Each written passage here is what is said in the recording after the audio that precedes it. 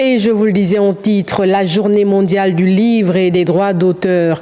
Elle est célébrée chaque 23 avril, occasion de rendre hommage à l'ingéniosité et la contribution inestimable des artistes et créateurs du pays, sinon du monde. Nous nous sommes tournés vers le bureau gabonais du droit d'auteur et des droits voisins pour comprendre ce qui s'y passe avec nos reporters Darius Magonga et Alexandre Nkogui.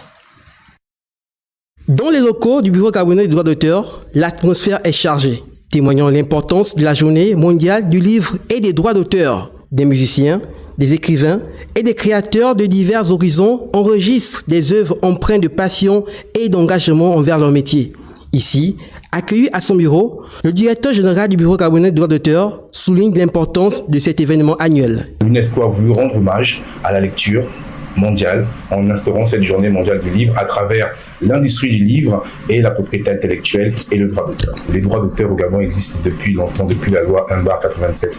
Ce qui manquait au niveau du Gabon, c'est la rémunération due au droit d'auteur. Donc le droit d'auteur n'est pas une rémunération, c'est une protection. Actuellement, avec l'autorité, le ministre André Jacques-Augan, il y a des projets de texte qui ont été mis sous ordonnance, le projet d'ordonnance sur le droit d'auteur, l'instauration du droit d'auteur en République gabonaise. Les artistes, quant à eux, ont partagé leurs perspectives et attentes sur l'impact des droits d'auteur en tant que créateur d'œuvres d'esprit. Ce qu'on attend, c'est que l'artiste puisse vivre de ses œuvres, vivre de ça, puis être payé par rapport à ce qu'il exerce, par rapport à ce qu'il produit. Moi, en tant qu'artiste Omse, j'ai besoin de la rémunération et j'ai besoin de garantir mes œuvres.